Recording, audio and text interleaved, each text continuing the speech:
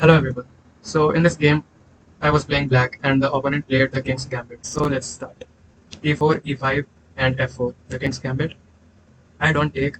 Actually, the engine asks to take, but I did not because the lines go very sharp and in a bullet game, I would probably lose because the opponent would have studied this opening more than me. So I decided not to take and then knight F3 and now I take. So he plays in a very principled way, D4 taking the center and now I break his center with D5 and he pushes forward and I pin the knight, which is a blunder. I could have taken immediate advantage with pawn here, but okay, I play bishop to g4 and he plays pawn to h3.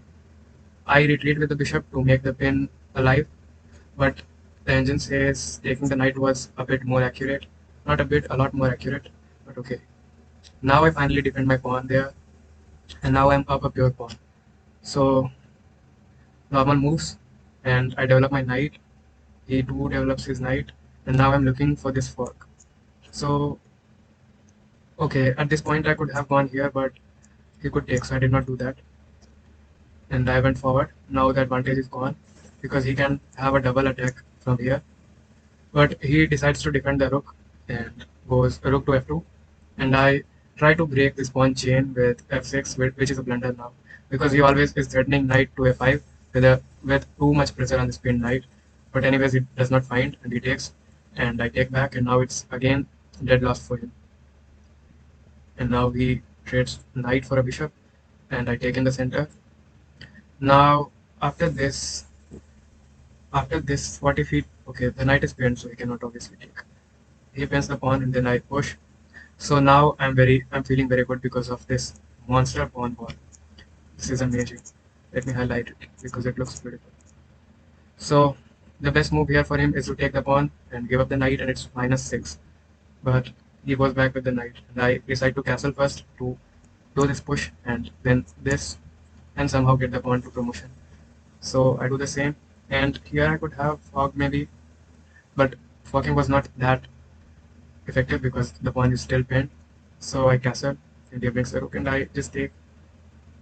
And now pawn ahead, forking, takes, and rook there again. I just take, queen there, and defending the pawn with the rook.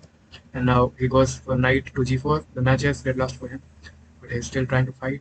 Goes with the knight back because he's trying to win on time now. So I give a check, he blocks, and I trade because the endgame is completely winning for me, and I promote and he resigns. So this is how I won against the King's Gambit. And what I wanted to show here is this beautiful pawn ball here. Let me highlight again. It was so beautiful. Because the problem for black in the King's Gambit is that around this side, black loses some pawns because the bishop takes, and then quick castling from white, and then rook is in attack. But I somehow managed to save all the pawns, and slowly I just moved again. So that's all for this video, and maybe I'll do a full how to fight against the King's Gambit video because you know the King's Gambit is a poor opening, the engine says. So let's see, and thanks again for watching. Bye.